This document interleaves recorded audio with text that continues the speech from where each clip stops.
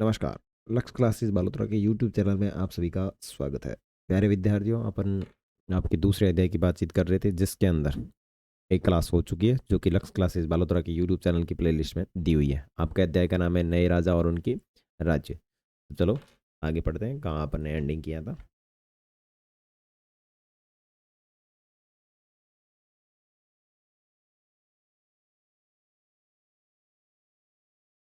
तो उससे पहले अपन देख लेते हैं कि अपन पढ़ रहे थे क्या, क्या क्या चीज़ें इसके बारे में देख ली थी। ठीक है ना। तो नए राजा और राज्य के अंदर अपन ने देखो सबसे पहले मैप देखा था, जिसके अंदर गुर्जर परतिया राष्ट्र और सोल चहमानों के स्थान निर्धारित किए गए थे कि यहाँ कहाँ कहाँ कौन से स्थान थे। ठीक है। और उसके बाद में सुल्तान शब्द देखा था, जिसका मतलब होता है अरबी भाषा का शब्द है, जिसका मतलब है शासक। और सामंत अपने आप को महा सामंत या और महामंडलेश्वर कहना पसंद करते थे। ठीक है ना। और वो अपने आप को इतना महान मानने लगे कि पूरे मंडल का स्वामी मानते थे। ठीक है ना। और एक बात करें, दक्कन के अंदर राष्ट्रकूट थे, और जो कर्नाटक के चालुक्यों के अधीन कार्य करते थे। फिर राष्ट्रकूट प्रधान दंतिदुर्ग ने अपने स्वामी की अधीनता से स्वीकार करना मना कर दिया, और हिरण्यगर्भ एक अनुष्ठान होता है वो अनुष्ठान करवाया। तो ध्यान रखना कि हिरण्यगर्भ जो अनुष्ठान है वो कौन सा व्यक्ति करवाता है। तो राष्ट्रकूट के प्रधान दंती दुर्ग के मना कर देने के कारण कर्नाटक के जो चालुक्य है वो इस तरीके का अनुष्ठान करवाता है। उसके बाद में कंदम मयूर श्रमण और गुजर प्रत्यार हरिचंद्र ब्राह्मण थे। इन्होंने अपने मूल पेशे को छोड़ करके शस्त्र को धारण या शस्त्र अपना लिया था।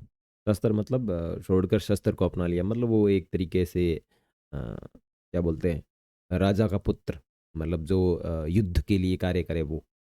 और आगे बात करें कि जो नए नए राजा आए थे, उन्होंने महाराजा धीराज यानी राजाओं के राजा और त्रिभुवन चक्रवर्ती यानी तीन भुवनों का स्वामी जैसी उपाधियां धारण की, यानी पदवी।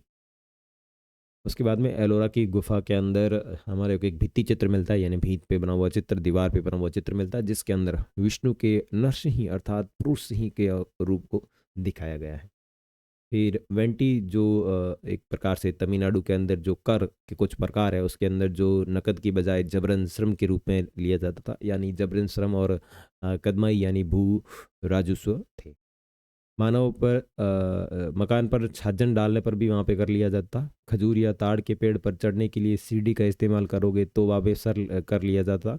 और पारिवारिक संपत्ति या उत्तराधिकार हासिल करने के लिए भी वहाँ पे टैक्स लिया जाता था। तो ये इतने प्रकार के जो टैक्स है वो तमिलनाडु के अंदर लिए जाते थे। और एक संस्कृत के अंदर ग्वालियर मध्य प्रदेश से एक प्रशस्ति प्राप्त हुई है, जिसके अंदर नरेश भट्ट के कार्यों का वर्णन मिलता है। और उसके अंदर आंध्र प्रदेश यानी सिंधु, विदर्भ महाराष्ट्र का हिस्सा, कलिंग उड़ीसा का हिस्सा, ये जितने भी इन क्षेत्रों के राजा थे वो नागभट्ट के आगे धाराशायी हो गए थे। और उसने कन्नौज के शासक चक्रयुद्ध को मतलब हराया था। और उसने वंग यानी बंगाल, अनर्द यानी गुजरात, मालवा यानी मध्य प्रदेश, किरात वनवासी, तुरुष्क यानी तुर्क, वत्स और मत्स्य दोनों यानी उत्तर भारत के राज्यों के ऊपर भी अपना अधिकार जमाया था। किसने? तो नागभट्ट ने। आगे ब्राह्मणों को भूमि दान दी जाती थी, और उनको पुरस्कृत करने के लिए ताम्रपत्र भी दिए जाते, जो कि अपने आप की पुस्तक के चित्र के अंदर देखा था। और उनके ऊपर एक हुक लगा हुआ था बड़ा सा, और उसके ऊपर जिस राज्य या राजा ने दिया था तो उसका भी वो एक प्रमाण होता था, यानी प्रमाणिक है। ठीक है।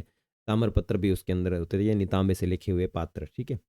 और एक विशेष रूप से वांछनीय क्षेत्र था गंगा घाटी और कन्नौज। गंगा घाटी में एक कन्नौज क्षेत्र था, और वहाँ पे तीन जातियां आपस में लड़ती थी, गुर्जर प्रत्यार, राष्ट्रकूट और पाल वंश। और इसके ऊपर नियंत्रण को लेकर के काफी टाइम चला। और गंगा जो कन्नौज है वो अपन ने पहले अध्याय में देखा था कि कन्नौज जो है वो उत्तर प्रदेश के अंतर्गत शामिल है। ठीक है ना।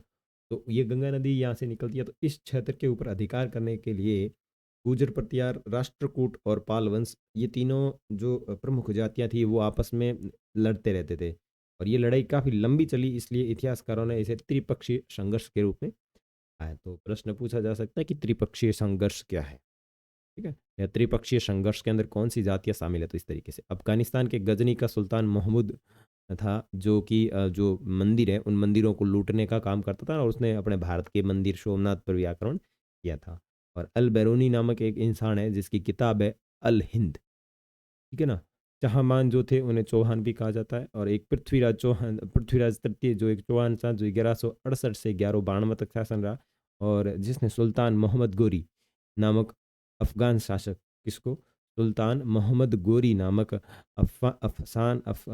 मोहम्मद गोरी नामक अफगान शासक को 1191 में मराया था। लेकिन दूसरी बार जब मोहम्मद गोरी भारत आता है तो उसने ऊपर आक्रमण कर दिया, पृथ्वीराज चौहान के ऊपर आक्रमण कर दिया और पृथ्वीराज चौहान को 1192 में हरा दिया। तो ध्यान रखना, पृथ्वीराज चौहान और सुल्तान मोहम्मद गोरी का पहला युद्ध कहाँ पे हुआ, कब हुआ, तो 1192 के अंदर हुआ, उसके सॉरी 1191 के अंदर हुआ, जिसके अंदर मोहम्मद गोरी की हार होती है। लेकिन 1192 के अंदर मोहम्मद गोरी पुनः वापस भारत आता है और वो पृथ्वीराज तृतीय के ऊपर आक्रमण करता है, जिससे 1192 में पृथ्वीराज की हार होती है। ठीक है, उसके बाद में सोल साम्राज्य के प्रमुख ये क्षेत्र है, सोल साम्राज्य दक्षिण के अंदर था, ठीक है ना। तो सोल वंश सत्ता में कैसा आया, कावेरी डेल्टा मुटियार नामक एक प्रसिद्ध छोटे से मुख्य परिवार की सत्ता रहती थी। वहाँ पे कांचीपुरम के पल्लव राजाओं के महात्म थे, और उर्झार उरियार के सोलवंशीय प्राचीन मुख्य परिवार के विद्यालय ने 9वीं सदी के मध्य मुटियारों को हरा दिया और इस पर कब्जा जमाया, और वहाँ तंजावुर और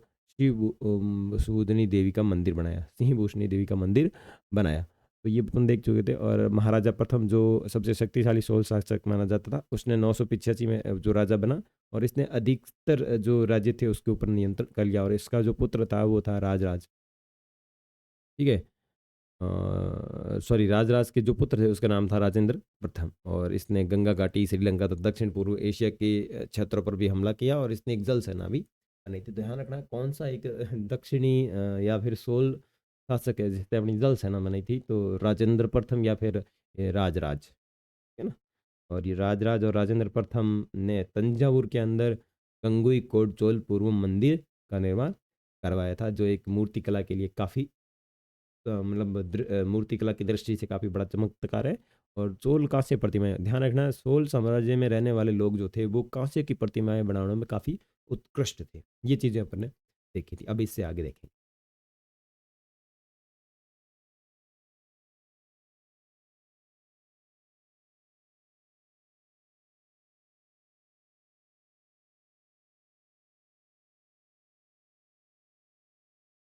ओके,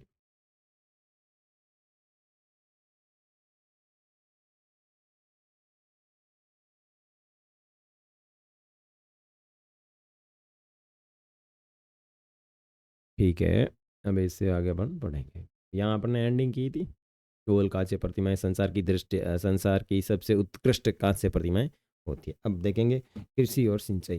कृषि और सिंचाई के अंदर क्या किस तरीके से चीज़ें रहती है, वो बात करने वाले हैं, ठीक है। सोलों की कई उपलब्धियों में कृषि में हुए नए विकास के माध्यम से संभव हुई। मानचित्र 2 देखिए, गौर कीजिए कि कावेरी नदी बंगाल की खाड़ी में मिलने से पहले कई छोटी छोटी शाखाओं में बढ़ जाती है, और ये शाखाएं बार बार पानी में पानी उली सती हैं, मतलब पानी बार बार पानी उली सती है, यानी उछलती रहता है, जिसके किनारों पर उपजाऊ मिट्टी जमा होती रहती है। और शाखाओं का पानी कृषि विशेषता चावल की खेती के लिए आर्द्र जलवायु आवश्यक आवश्यक आर्द्र भी जलवायु मुहैया कराता है। हालांकि तमिलनाडु के दूसरे हिस्सों में कृषि पहले ही विकसित हो चुकी थी, और पर 5वीं और 6वीं सदी में आकर ही इस इलाके में बड़े पैमाने पर खेती शुरू होती है, और कुछ इलाकों में जंगलों को साफ किया जाना था और कुछ दूसरे इलाकों में ज़मीन को समतल किया जाना था। डेल्टा क्षेत्रों में बाढ़ को रोकने के लिए तटबंध बनाए जाने थे, और पानी को खेतों तक ले जाने के लिए नहरों का निर्माण होना था। कई क्षेत्रों में एक साल में 2 फसलें उगाई जाती थी। और यहाँ जो आपको चित्र दिख रहा है ये एक चोल कांस्य प्रतिमा है, कितनी सावधानी के साथ इसे अलंकृत किया गया है, इस पर गौर कीजिए। ऐसी प्रतिमाएं किस तरह बनाई जाती थी, और ये जानने के लिए अध्याय 6 देखें। तो अपन विशेष तौर पर अध्याय 6 के अंदर देखेंगे कि चोल प्रतिमाएं कितनी बढ़िया तरीके से उकेरित की जाती थी, और ये बहुत ज़बरदस्त डिजाइन के माध्यम से इसको उकेरा गया है। आगे देखो।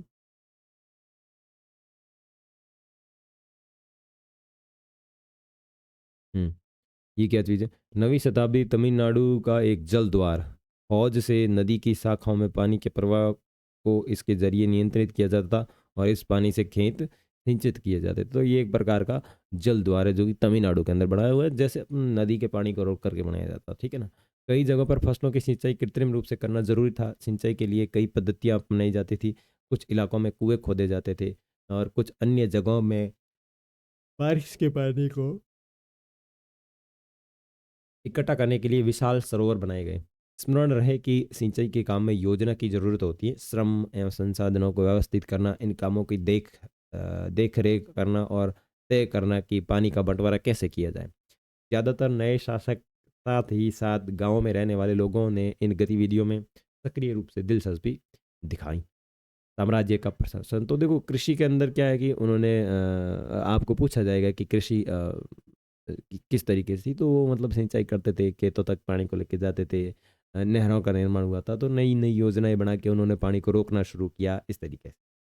साम्राज्य का प्रशासन, प्रशासन किस प्रकार संगठित होगा? देखो सबसे पहले प्रशासन का मतलब क्या है? प्रशासन का मतलब है शासन को चलाने के लिए कुछ नियम। अपने यहाँ अगर बात करें कि प्रशासन है, तो अपने यहाँ पे प्रशासन कौन है? पुलिस। कि भाई पुलिस प्रशासन। और प्रशासन का मतलब होता है राज्य को नियंत्रित करने के नियम। राज्य को नियंत्रित करने के नियम।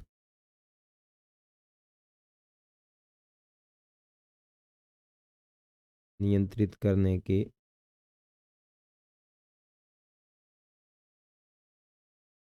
नियम।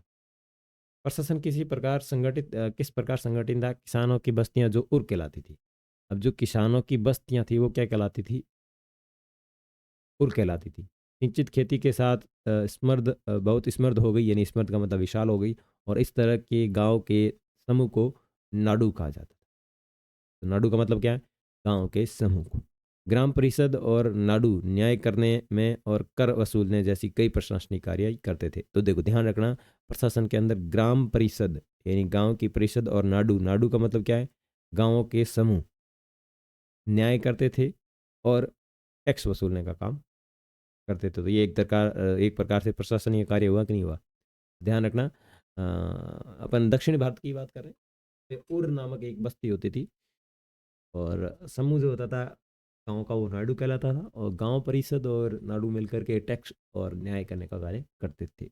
वेलाल जाति के धनी किसानों को केंद्रीय चोल सरकार की देखरेख में, कौन सी जाति? वेलाल जाति के धनी किसानों को केंद्रीय सोल सरकार की देखरेख में नाडू के कामकाज पर अच्छा खासा नियंत्रण था। नाडू का मतलब गांव के समूहों के ऊपर अच्छा खासा नियंत्रण हासिल। इनमें से कई धनी भूस्वामियों को चोल राज्यों ने सम्मान के रूप में मुवेंद वेलन यानी 3 राजाओं को अपनी सेवाएं प्रदान करने वाला वेलन या किसान, यानी धनी भूस्वामियों को सोल राजाओं ने सम्मान के रूप में मुवेंद्र वेन यानी 3 राजाओं को अपनी सेवाएं प्रदान करने वाला वेलन या किसान माना जाता था। उसके बाद में अरियार, अरियार का मतलब क्या है? प्रधान। जैसी उपाधियां दी और इन्हें केंद्र में महत्वपूर्ण राज्य के पद सौंपे। अब इधर आप समझो भाई, केंद्र में सरकार किसकी? मान लो ये एक केंद्र है यहाँ पे चोल साम्राज्य का। तो यहाँ पे जो सरकार बैठी है वो कौन सी बैठी है? चोल बैठी है। चोल सरकार। सरकार है तो इनको प्रशासन चलाना पड़ेगा।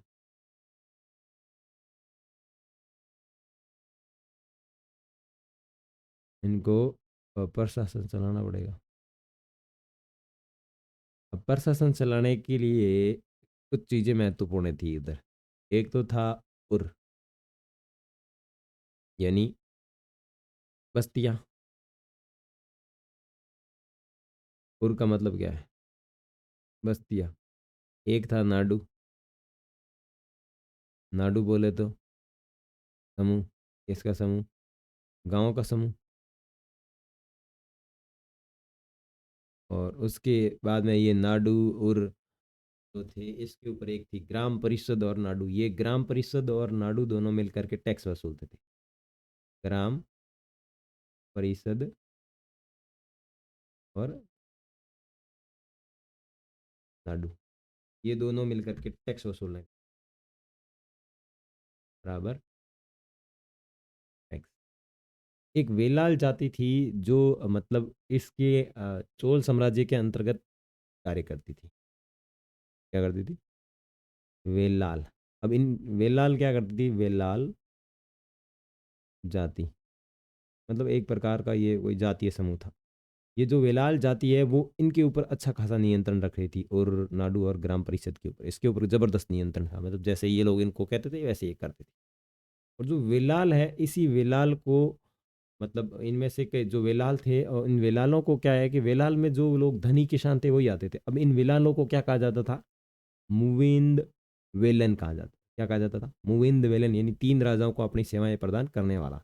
अब देखो, जो चोल साम्राज्य प्रशासन के अंदर कुछ आदेश देना है कि भाई टैक्स वसूलना है, तो वो डायरेक्ट और नाडु और ग्राम परिषद को नहीं देंगे। वो किसको देंगे? वो देंगे इनको, वेलाल जाति को।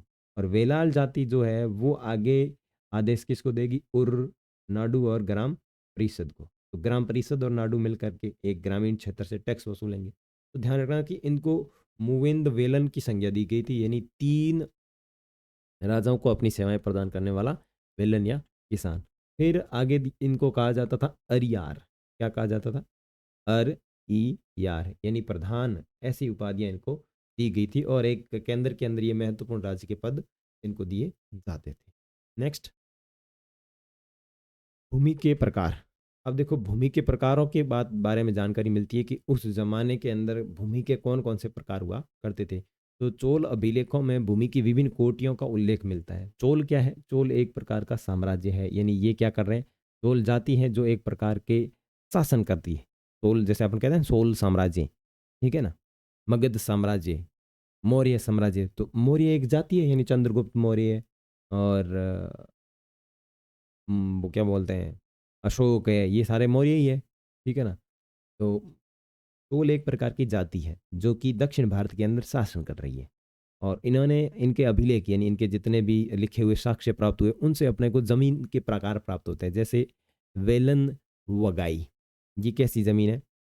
ये आपको ध्यान रखना है, कैसी जमीन है? वेलन वगई, यानी गैर ब्राह्मण किसान स्वामी की भूमि, यानी गैर ब्राह्मण, यानी ब्राह्मण को नहीं दी गई है, और उसका स्वामी है वो किसान है, उसको कहा जाता है वेलन वगई। और जैसे कि अपने ऊपर देखा, वेलन का मतलब होता है किसान, ठीक है। उसका मतलब ये दूसरी जो जमीन है उसका नाम है ब्रह्मदेय, यानी ब्राह्मणों को उपहार में दी गई भूमि जो होती थी वो ब्रह्मदेय कहलाती थी। के बाद में है शाला भोग, यानी किसी विद्यालय के रख रखाव के लिए दी गई भूमि जो है वो शाला भोग कहलाती थी। के बाद में देवदान तिरुटुकनी, तिरुम टुकनी, मंदिर को उपहार में दी गई भूमि। देवदान, यानी देवदान का मतलब हुआ देवताओं के लिए दान दी गई, या फिर देवदान की जगह तिरुमन टुकनी, यानी मंदिर के उपहार के लिए दी गई भूमि। और उसके बाद में है पल्ली चंदम, जैन संस्थानों को दान दी गई भूमि जो है वो पल्ली चंदम कहलाती थी। तो ध्यान रखना, इसके भूमि के अंदर प्रकार जो देखने को मिलते हैं, एक वेलन वगाई, दूसरा ब्रह्मदे, तीसरा सालाभोग, चौथा देवदान, पांचवा पल्ली चंदम, ठीक है। हमने देखा कि ब्राह्मणों को समय समय पर भूमि अनुदान या ब्रह्मदेय प्राप्त हुआ। परिणाम स्वरूप कावेरी घाटी और दक्षिण भारत के दूसरे हिस्सों में ढेरों ब्राह्मणों की बस्तियां अस्तित्व में आई। प्रत्येक ब्रह्मदेय की देखरेख ब्राह्मण भूस्वामियों की एक सभा के द्वारा किया जाता था, और ये सभाएं बहुत ही कुशलतापूर्वक कार्य करती थी। इनके निर्णय शिलालेखों में प्राय मंदिरों की पत्थर की दीवारों पर ब्यौरेवार दर्ज किए जाते थे। नगरम के नाम से ज्ञात व्यापारियों के संग भी अक्सर शहरों में प्रशासनिक कार्य संपादित करते थे। तो ध्यान रखना, एक नया शब्द देखने को मिलता है, नगरम। ये भी एक प्रकार से ज्ञात मिलता है कि यह जो व्यापारियों का संघ होता था उसके प्रशासनिक कार्यों को संपादित करता था। कौन सा? नगरम। तमिलनाडु और चिंगलपुट जिले के अ, तमिलनाडु का एक जिला है। कौन सा जिला है? चिंगलपुट के उत्तर मेरू एक क्षेत्र से प्राप्त अभिलेखों में इस बात का सविस्तार वर्णन है कि ब्राह्मणों की सभा का संगठन कैसा था। सिंचाई के कामकाज, बाग बगीचों, मंदिरों इत्यादि की देखरेख के लिए साथ में विभिन्न समितियां होती थी, और इनमें सदस्यता के लिए जो लोग योग्य होते थे उनके लिए तालपत्र के छोटे टिकटों पर लिखे जाते थे, और मिट्टी के बर्तन में रख दिए जाते थे। और किसी एक छोटे लड़के को हर समिति के लिए एक के बाद एक टिकट निकालने के लिए कहा जाता था। और वो टिकट निकालते थे। तो ये मतलब वहाँ किस तरीके से उनका जो प्रशासन था, यानी संगठन, ब्राह्मणों की सभा का जो संगठन था, उसके बारे में जानकारी मिलती है। यानी वो लॉटरी लॉटरी लॉटरी टाइप, छोटे बच्चे से लॉटरी निकलवाते हैं ना, वैसे ही। उसके बाद में ये क्या लिखा हुआ है, अभिलेख और लिखित सामग्री। उत्तर मेरु अभिलेख के अनुसार सभा की सदस्यता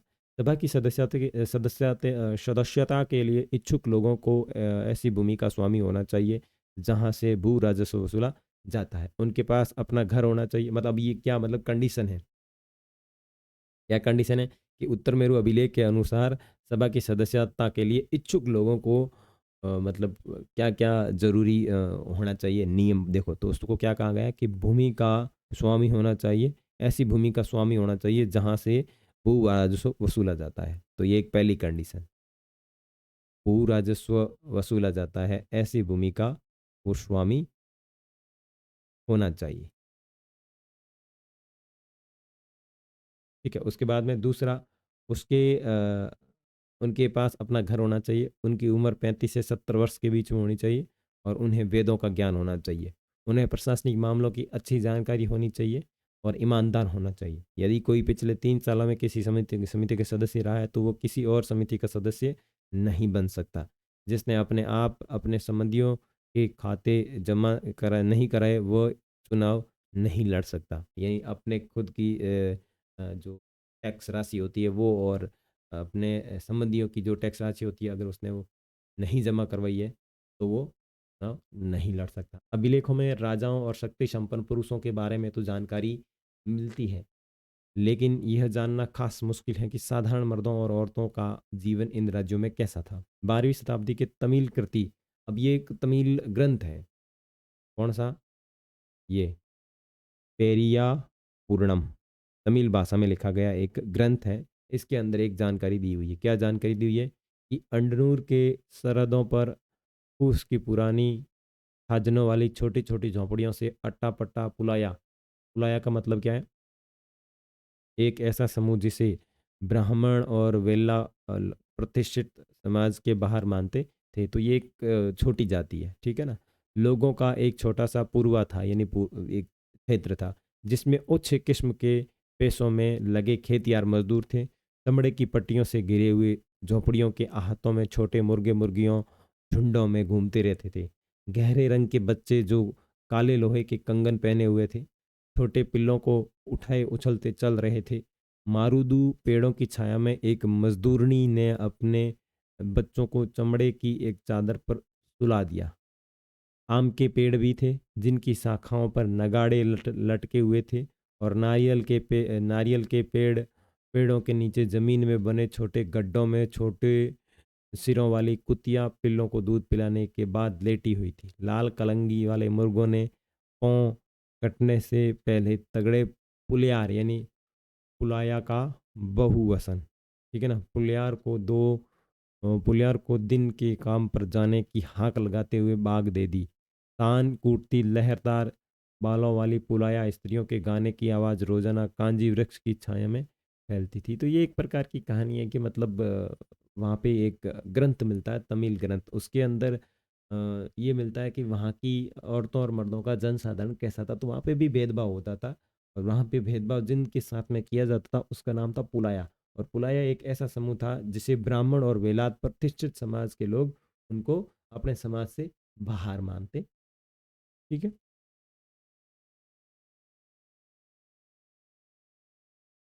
आगे देखो, तंग वंश के युगीन का सीन, और इसी के साथ आपका अध्याय कंप्लीट हो जाएगा। तो देखो, चीन में तांग राजवंश के तहत एक साम्राज्य स्थापित हुआ जो लगभग 300 वर्षों तक 7वीं सदी से 10वीं सदी तक सत्ता में रहा। इसकी राजधानी सियान, इसकी राजधानी सियान किसकी राजधानी थी, तांग राजवंश की। तो चीन में तांग राजवंश था, उसकी राजधानी सियान थी, दुनिया के सबसे बड़े नगरों में से एक थी। यहाँ तुर्की, ईरान, भारतीय, जापानी और कोरियाई आया जाया करते थे। और तांग साम्राज्य परीक्षा के माध्यम से नियुक्त की गई नौकरशाही के द्वारा प्रशासित होता था। ये बिल्कुल, ये जो तांग साम्राज्य था यहाँ पे नौकरशाही शासन व्यवस्था थी, यानी यहाँ एग्जाम होती थी, एग्जाम के बाद लोग यहाँ पे आके प्रशासन करते थे। इन परीक्षाओं में हर इच्छुक व्यक्ति बैठ सकता था, और अधिकारियों के चयन की ये व्यवस्था कुछ बदलावों के साथ 1911 तक कायम रही। Very good. कहाँ से कहाँ तक? 7वीं सदी से लेकर के 10वीं सदी तक तो ये यहाँ शासन करता था, और इनकी जो नौकरशाही व्यवस्था थी वो 1911 तक कायम रही। और भारतीय उपमहाद्वीप में प्रचलित व्यवस्थाओं से यह व्यवस्था किन मायनों से भिन्न थी, तो आप ये सोच सकते हैं। तो नेक्स्ट आपके कल्पना कीजिए अभ्यास प्रश्न आ जाएंगे, उनकी बातचीत करेंगे।